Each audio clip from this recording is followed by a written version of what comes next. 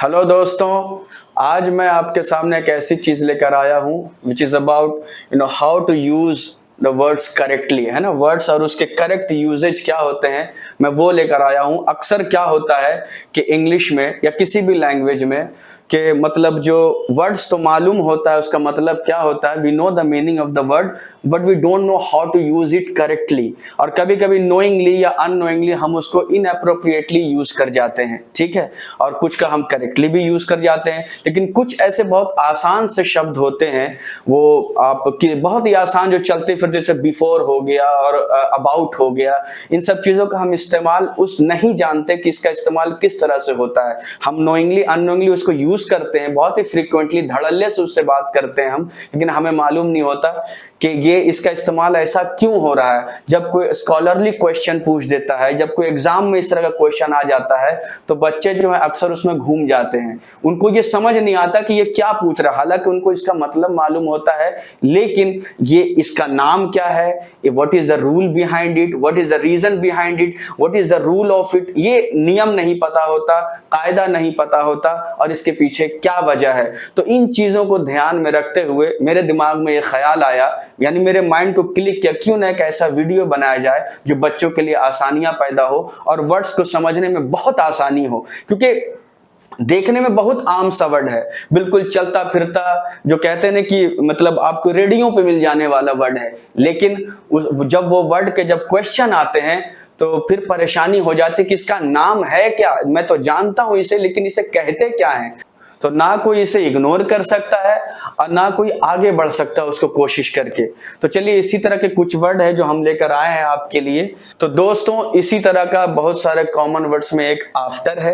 आपको मालूम है इसका मतलब क्या होता है, बहुत आसानी से सब लोग जानते हैं, इसको कोई परेशानी नहीं है, लेकिन इसका इस्तेमाल देखिए किस तरह से होता है। The trick lies in their, trick यहां पर है कि इसका इस्तेमाल कैसे होता है, ठीक है। तो हम इसका इस्तेमाल देखते हैं। ये देखिए, ये एग्जाम्पल है, तीन तरह का सिनेरियो इसमें है, तीन तरह के एग्जाम्पल है और आफ्टर तीनों में इसका इस्तेमाल है। एक जगह आफ्टर एंड में बिल्कुल लास्ट में है, एक जगह आफ्टर जो है पहले है और एक जगह आफ्टर बिल्कुल बीच में है। तो आप देखिए कि मैं आपको बताता चलो कि ये जो आफ्टर है यहाँ पर, ये जो आफ्टर है यहाँ पे एज ए एडवर्ब यूज किया गया है, की तरह इसका इस्तेमाल है, ठीक है।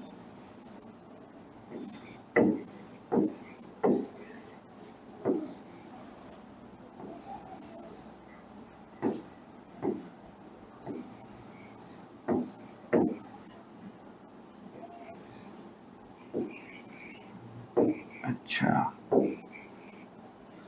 ये एडवर्ब की तरह है और यहां पर क्या है, यहां पे ये प्रीपोजिशन की तरह है।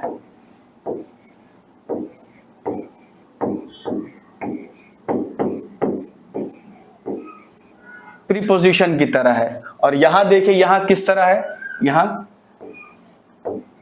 कंजंक्शन की तरह है। कंजंक्शन के तौर पे इसे यूज किया गया है। आपको मालूम है कि एडवर्ब जो होता है वो नाउन के या वर्ब के या एडवर्ब के और वर्ब के और खुद और एडजेक्टिव के मीनिंग को मॉडिफाई करता है। तो यहाँ पे दे अराइव्ड सून आफ्टर, वो लोग जल्दी ही पहुंच गए। ये जो वर्ब है अराइव, तो ये कब पहुंचा उसको मॉडिफाई करके ये बता रहा है कि जल्दी ही पहुंच गए। सून आफ्टर का मतलब होता है जल्दी ही पहुंच गए। अब देखिए प्रीपोजिशन क्या होता है, दो चीजों के बीच में जब रिलेशनशिप बताता है। प्रीपोजिशन क्या, प्रीपोजिशन का डेफिनेशन क्या होती है, ये दो चीजों के बीच में रिलेशनशिप बताता है कि उसका आपस में ताल्लुक क्या है। तो दे अराइव्ड आफ्टर अस, यानी कि दे और अस के बीच में कौन रिलेशन पैदा कर रहा है, आफ्टर पैदा कर रहा है, ये रिलेशनशिप बता रहा है। तो ये प्रीपोजिशन की तरह यूज है।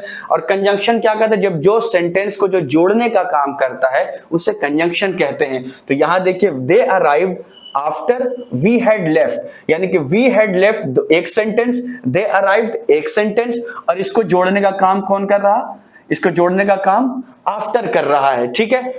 तो देखा अपने दोस्तों कि एक वर्ड के कितने सारे यूजेस हैं उसके, और उसके माने भी इसी तरह बदल जाते हैं, मीनिंग भी बदल जाता है। तो और खासकर जो लॉ एस्पायरेंट हैं, जो जामिया, एएमयू और क्लैट वगैरह की प्रिपरेशन कर रहे हैं, जो स्पेशली 2025 में जो एंट्रेंस की जो प्रिपरेशन करना चाहते हैं, उनकी जरूरत को उनको ध्यान में रखते हुए हमने देखा कि इनफाइनाइट डिटेल को कैसे दूर किया जाए, कैसे उस पर ग्रिप हो, कैसे उस पर कमांड हो। तो हम फिर आप आपके लिए एक बहुत एक स्पेशल बैच लेकर आए हैं, और वो मतलब आप देख सकते हैं, देखिए आपके स्क्रीन पे है कि learn English basic to advance. Basic to advance इसमें सिखाया जाएगा, जिसमें बेसिक से लेकर वोकैबुलरी का सेशन होगा, ग्रामर का होगा, लाइव सेशन होगा, बिल्कुल गूगल मीट पे हम वी विल मीट लाइव, हम लाइव रहेंगे, उस पर क्लासेस होंगी, प्रैक्टिस किया जाएगा उस पे, ठीक है। तो इसमें सारे जो भी डिटेल जो अभी गुजरे आफ्टर जैसे जितने भी हैं, ताकि आप 2025 का एंट्रेंस आपके लिए बिल्कुल ही आसान हो जाए और वो क्रैक करना आपके लिए कोई बहुत मुश्किल ना हो, बहुत ही इजी हो जाए। तो इस तरह ये बैच स्टार्ट होगा, जो कि ये बैच शुरू रजिस्ट्रेशन की लास्ट डेट जो है 15 जून है, और व्हाट्सएप कॉन्टैक्ट नंबर दिया हुआ है, जिनको से जो भी है वो इस पर कॉन्टैक्ट कर सकते हैं, ठीक है। ये बैच आपके लिए बहुत इंपॉर्टेंट है 2025 के, स्पेशली जो लॉ एस्पायरेंट है उनके लिए। तो चलिए हम आगे बढ़ते हैं। इसी तरह एक वर्ड फास्ट है, इसका यूज आप देख लीजिए, इसका यूज देखिए कैसा होता है। इसका भी यूज सेम वर्ड है, इसका भी यूज अलग अलग तरीके से होता है। जैसे कि आप यहां एग्जांपल में देखिए, Shrikant is our fast bowler, Shrikant is our fast bowler, Shrikant can bowl fast. तो यहां पर क्या डिफरेंस है, यहां पर देखिए आप, श्रीकांत जो है इज आवर फास्ट बॉलर, यहां पे फास्ट जो है, ये वर्ड जो फास्ट है, ये एडजेक्टिव की तरह यूज किया गया है।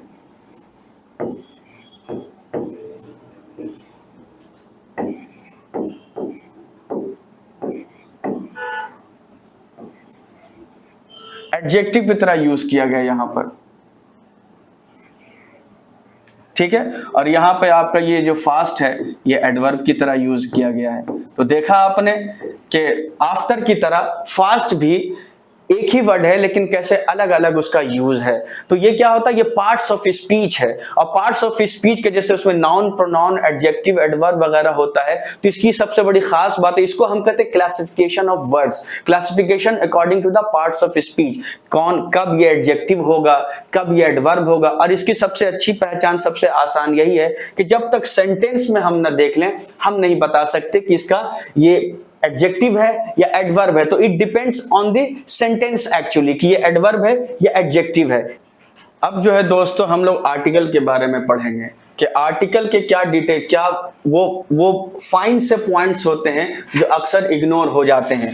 तो ये देखिए, इसमें ये देखिए 2 एग्जाम्पल आपके सामने है, ठीक है, राइट। आप लोग देख रहे हैं, the Vedas, the Puranas, the Bible, the Iliad, the Ramayana. बहुत ही आसान है, बहुत ही आसान है। और नेक्स्ट देखिए, होमर्स इलियाड, वाल्मीकि रामायण, व्यासास महाभारत। तो आपने देखा कि पहले में आर्टिकल द का यूज है, दूसरे एग्जांपल में आर्टिकल का यूज है नहीं, आर्टिकल गायब है। तो ऐसा क्यों है कि एक जगह गायब है, एक जगह गायब नहीं, एक जगह इस्तेमाल किया गया है। तो ऐसा होता है, कुछ खास किताब जो होती है, कुछ खास बुक जो होती है, जो प्रॉपर नाउन होता है, जो ठीक है, जो एक ब्रांड है, उस नाम की और कोई दूसरी किताब नहीं है, तो वैसे नाम, वैसे बुक के नाम के पहले द आर्टिकल लगाते हैं। लेकिन जब उसी बुक को जब हम ऑथर से रिलेट करके बात करते हैं, जैसे होमर्स इलियाड, इलियाड किसने लिखी, होमर ने लिखी। रामायण किसने लिखी, वाल्मीकि ने लिखी। अब वाल्मीकि रामायण जब हम ऑथर के साथ उस किताब को जोड़ के लिखेंगे, यानी कि यहां से वाल्मीकि की किताब, तो यहां पर दा लगाने की जरूरत नहीं है, ठीक है। आइए नेक्स्ट देखते हैं हम। ये बड़ा मजेदार है, ये जो आया है, ये आपने डिफरेंस देखा कि कहां पे आर्टिकल लगेगा, कहां पे आर्टिकल नहीं लगेगा, ठीक है। अब हम अगले स्लाइड की तरफ बढ़ते हैं। अगला जो मैं लेकर आया हूं उस पर देखते हैं। ये बहुत ही मजेदार है, नो द डिफरेंस। ये अक्सर जो है मतलब रोजमर्रा की जिंदगी में बहुत आसानी से बोलते हैं, लेकिन इसका फर्क शायद ही किसी किसी को पता होता है, और हो सकता है बहुत लोगों को आप लोग जानते भी होंगे, लेकिन ऐसे चांसेस बहुत ज्यादा हैं कि जब जब क्वेश्चन पूछा जाए तो एग्जाम का कुछ प्रेशर ऐसा होता है, एग्जाम का कुछ एक मतलब एक साइकोलॉजी ऐसी हो जाती है एग्जाम, एंट्रेंस एग्जाम में, कि फिर बच्चे उसमें जो बिल्कुल स्कॉलरली हो जाते हैं, और उनको पता भी होते हुए भी वो उसको मतलब नहीं करने की हिम्मत करते। तो वैसे कुछ बहुत आसान शब्द हैं, बहुत ही आसान वर्ड हैं। आप ये देखिए, जैसे ये देखिए आप एग्जांपल, ये क्या है, फ्लाईओवर, ब्रिज, टर्टल, टॉर्टवाइज। कितना आसान शब्द है ये, कितना आसान है। फ्लाईओवर कौन नहीं बोलता, खासकर मेट्रोपॉलिटन सिटी दिल्ली जैसे शहर में, मुंबई जैसे शहर में flyover is very common site, ठीक है। हर मतलब आप बिल्कुल कॉमन साइट है ये। ब्रिज भी कॉमन साइट है, हर कोई बोलता है ब्रिज, हर जगह ब्रिज होती है। तो अब इसमें फर्क क्या है, फ्लाईओवर जो सड़क के ऊपर होती है, जो रूट, जो रास्ता सड़क के ऊपर होती है उसको फ्लाईओवर बोलते हैं, और जो पानी के ऊपर होता है उसको ब्रिज बोलते हैं। बस इतनी आसान सी बात है ये, बस यही फर्क है इसका, और कोई फर्क नहीं है। फ्लाईओवर जो सड़क पे पुल बनी हुई हो उसको फ्लाईओवर कह देंगे, जो पानी के ऊपर पुल बना हुआ हो उसको ब्रिज कह देंगे आप। टर्टल का मतलब भी कछुआ, टॉर्टोइस का मतलब भी कछुआ, लेकिन फर्क क्या है? Why this is turtle? Why turtle? Why tortoise? तो टर्टल जो है वो अपना ज्यादातर वक्त पानी में गुजारता है, पानी में बिताता है, और टॉर्टोइस जो अपना ज्यादातर वक्त जमीन पे बिताता है। बस इतना सा फर्क है ना, बहुत मामूली सा फर्क। लेकिन ये मामूली सा फर्क अगर इग्नोर कर दिया जाए तो बहुत ही गैर मामूली हो जाता है ये, ठीक है। इसी तरह नेक्स्ट वर्ड है, ये देखिए ग्रेवयार्ड, सिमेट्री, दोनों का मतलब एक ही होता है, लेकिन कुछ तो फर्क है, तभी तो वो हेडलाइन बना नो द डिफरेंस, कुछ तो फर्क है उसका। उसी तरह एक वेदर और क्लाइमेट है। अब देखिए ग्रेवयार्ड क्या होता है, ग्रेवयार्ड दोनों का मतलब होता है कब्रिस्तान, लेकिन ग्रेवयार्ड हम उसे कहेंगे जब वो चर्च से अटैच होगा। जो चर्च से अटैच होता है उसे ग्रेवयार्ड कहते हैं, और सिमेट्री में ऐसा कोई मामला नहीं, कोई अटैचमेंट नहीं, इंडिपेंडेंट कब्रिस्तान कह लीजिए आप, ठीक है, कोई चर्च से अटैच नहीं होता। अब यहां देखिए एक वेदर है और एक क्लाइमेट है। वेदर किसको बोलते हैं? Short term state of atmosphere, यानी कि शॉर्ट टर्म के लिए जो मौसम के हालात बताए। जैसे अभी अगर मैं कहूं कि अभी क्या वेदर है, क्या मौसम है अभी उसका, तो अभी जो है गर्मी बहुत ज्यादा पड़ रही, तो ये वेदर है। और क्लाइमेट क्या होता है? Long term pattern of weather, long term pattern. जैसे कि मैं कहूं कि दिल्ली का, मुंबई का क्लाइमेट कैसा है? मुंबई का क्लाइमेट जो mostly through out the year humid होता है, ठंडी नहीं होती, या तो गर्मी पड़ेगी या ह्यूमिडिटी होती है वहां, तो इसको क्या कहते हैं? इसको क्लाइमेट कहते हैं। वेदर शॉर्ट टर्म है, हाँ अभी हवा ठंडी है, गर्मी है, धूप निकली हुई है, बारिश हो रही, ये वेदर हो गया। क्लाइमेट जो थ्रू आउट जो मौसम का जो किसी शहर का, किसी रीजन का, किसी इलाके का जिस तरह का जो मौसम होता है, जैसे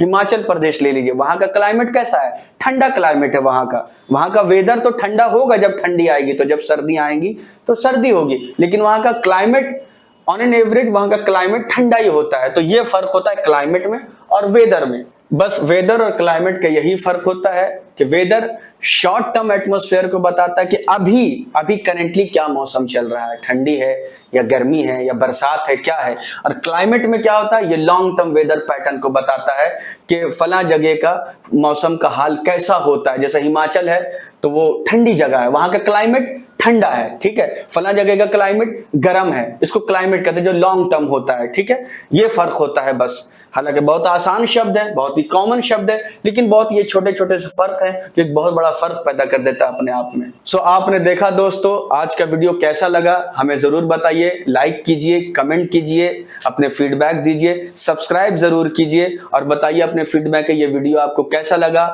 बाकी आपकी अगर कोई ख्वाहिश हो कि इस टॉपिक पे वीडियो लेकर आया जाए तो आप अपने कमेंट सेक्शन में हमें बता दीजिए, उस तरह की वीडियो हम लेकर हाजिर हो जाएंगे। See you in the next video. Thank you very much guys.